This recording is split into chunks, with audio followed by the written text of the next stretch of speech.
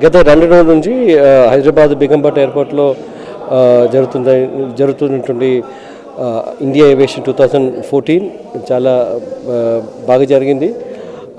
Business sessions last 3 days 11th 12th 13th 14th 3 రోజు lot of business activities జరిగింది. ఇక్కడ first day we had CEOs conference, మరియు నిన్న we had conferences on business sessions on various themes. తర్వాత there was a workshop on heli tourism and heli emergency medical services గురించి ఒక workshop కూడా జరిగింది. అదేవిధంగా MRO ఇండస్ట్రీ గురించి, మన ఆదిపట్లో ఉన్నటువంటి ఏవియేషన్ SEZ గురించి కూడా there was some discussion here. So 3 రోజు బిజినెస్ యాక్టివిటీస్ అయిన తర్వాత రేపటి నుంచి అంటే 15 and 16 it will be for general public. పొద్దున 10 నుంచి సాయంత్రం 5 వరకు it will be show open for general public. There will be many aircrafts here. ఇప్పటివరకు దాదాపు 25 ఎయిర్క్రాఫ్ట్స్ ఉండేది.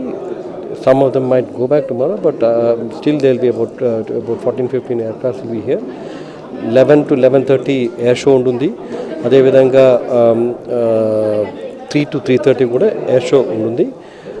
This is the first time we are having professional air show here. London నుంచి ఒక team, mark Jefferies team బాగా చేస్తున్నారు ఇక్కడ ఈ programme ఇక్కడ.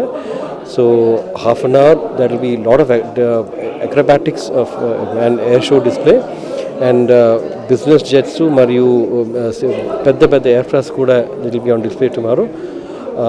నా కోరిక ఏంటంటే public should come forward. They are charging a ticket of 300 rupees per person. ఇప్పటి వరకు చిన్నపిల్లలని పర్మిషన్ ఇవ్వలేదు. రేపటి నుంచి చిన్నపిల్లలకు కూడా పర్మిషన్ ఇస్తున్నాం. Everybody the charge is ticket is about 300 rupees from 10 to 5. So we should try to, everybody should come and see the program. Business jets, actually taxation is a major issue here.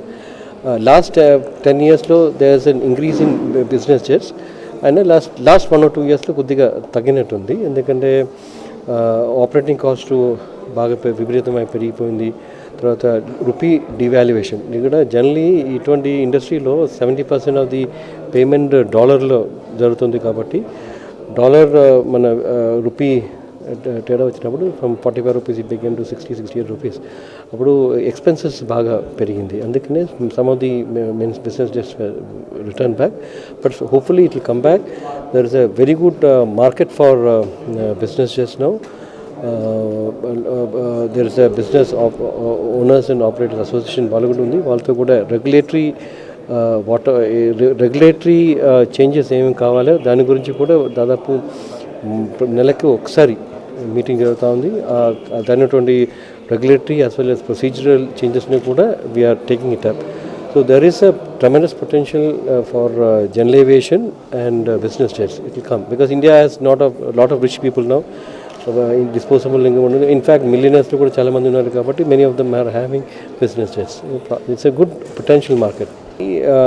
మన ఇంత పెద్ద దేశంలో ఇప్పుడు వరకు we have only about 250 helicopters. అది మరీ తక్కువ.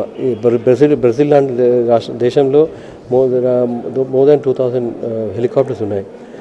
ఇంత పెద్ద దేశం అయినప్పుడు కూడా మనకు హెలికాప్టర్ సంఖ్య చాలా తక్కువ. ఎందుకంటే ఈ హెలికాప్టర్ మీద పెద్ద ఇంట్రెస్ట్ ప్రభుత్వం కానీ ఈవెన్ ఇండస్ట్రీస్ కూడా పెద్ద చూపించలేదు. కానీ లాస్ట్ 2-3 years నుంచి వీఆర్ నాట్ ఫోకసింగ్ ఆన్ హెలికాప్టర్లో ఇండియాలో ముఖ్యంగా నార్త్ ఇండియాలో రిలీజియస్ పిల్గ్రిమ్ టూరిజం అంటే హిమాలయాస్లో అమర్నాథ్ మరియు కేదార్నాథ్ అటువంటి ఏరియాలో పవనన్స్ చేస్తున్నారు. అదేవిధంగా అదర్ ప్రైవేట్ కంపెనీస్ కూడా చేస్తున్నారు. సౌత్ సెక్టర్లో హెలి టూరిజం అంత పెద్ద పికప్ కాలేదు. మొన్న కేరళలో ఒక వర్క్షాప్ జరిగింది, బెంగళూరులో మొన్న జరిగింది. లాస్ట్ 3 days ముందు మన ఏవియేషన్ షో భాగంగానే హైదరాబాద్లో కూడా హెలి టూరిజం మీద వర్క్షాప్ జరిగింది. There is a huge potential for heli tourism. అది మనం యూజ్ చేయాలి. మా ఉద్దేశం ఏంటంటే ప్రతి జిల్లాలో ఒక హెలిప్యాడ్ ఉండాలి, డెడికేటెడ్ హెలిప్యాడ్స్. ఇప్పుడు ఏంటంటే ఎలక్షన్ వచ్చినప్పుడు ఎక్కడొక పోలీస్ ట్రైనింగ్ గ్రౌండ్లోనే లేకపోతే ఏదో ఒక స్కూల్లో టెంపరీగా తయారు చేస్తారు. అది కాకుండా మనకు రెగ్యులర్గా నోటిఫైడ్ హెలిప్యాడ్ ఉండాలి నీ కోరిక. గత అక్టోబర్ 10 తారీఖు ఆల్ ది ఢిల్లీలో అన్ని రాష్ట్రాల నుంచి సెక్రటరీస్ని మరి మంత్రులను పిలిచి దీని గురించి చర్చ చేయడం జరిగింది. ఎవ్రీ మనం this during the Uttarkashi disaster ఉన్నప్పుడు దాదాపు 60 హెలికాప్టర్స్ వల్లనే లాట్ ఆఫ్ ఎవాక్యుయేషన్ జరిగింది. So now people have realize the importance of helicopter. So emergency medical evacuation is very very infant స్టేజ్లో ఉన్నప్పుడు కూడా డెవలప్ చేయాల్సిందా ఉంది. But now Andhra Pradesh and Karnataka has accept building కోడ్లో కూడా మోర్ దాన్ 100 అపార్ట్మెంట్స్ ఉన్న చోట్ల సమ్ దే స్పెసిఫిక్ నంబర్స్ ఉన్న చోట్ల they should have a helipad on top అని చెప్పి కూడా ఎన్బీసీ బిల్డింగ్ కోడ్లు కూడా సవరించడం జరిగింది. So now that is a growth opportunity. And మారుమూల ప్రాంతం నుంచి ఇప్పుడు 108 ఉంది, బాగానే జరుగుతుంది. 108లో నియరెస్ట్ హాస్పిటల్కి తీసుకోవచ్చు, కానీ స్పెషాలిటీ హాస్పిటల్కి తీసుకోవడం టైం కుదరదు. కడప నుంచి ఇక్కడ రావాలంటే ఇట్ టేక్స్ మెనీ అవర్స్. అంటే హెలికాప్టర్లో హాఫ్ అన్ అవర్లో రావచ్చు. So this is one thing which we should now look and it it heli tourism ambulance services మరీ తక్కువ ఉంది ఇండియాలో. ఇండియాలో అసలు లేదని చెప్పవచ్చు. ఒక్కటే హెలికాప్టర్ ఉంది విచ్ ఇస్ ఇన్ మద్రాస్, చెన్నైలో, వేరే ఎక్కడ కూడా లేదు. దాని గురించి కూడా అవగాహన సదస్సు చేసి ఉన్నాం. అదేవిధంగా ఇప్పుడు హెలికాప్టర్ లా ఎన్ఫోర్స్మెంట్ ఇప్పుడు లెఫ్టింగ్ ఎస్టీమస్ ఏరియాస్లో ఆపరేట్ చేస్తున్నాయి, కానీ దానికి ఉన్న రెగ్యులేషన్స్ ఇంకా కాలేదు. We are working on regulations for that, so that law enforcement ఏజెన్సీలు కూడా హౌ ట్రాఫిక్ గైడెన్స్ చేయడానికి, మరి యూరోప్, అమెరికా అటువంటి దేశంలో ట్రాఫిక్ మూవ్మెంట్ మానిటర్ చేయడానికి కూడా హెలికాప్టర్స్ ఆర్ బీయింగ్ యూస్డ్.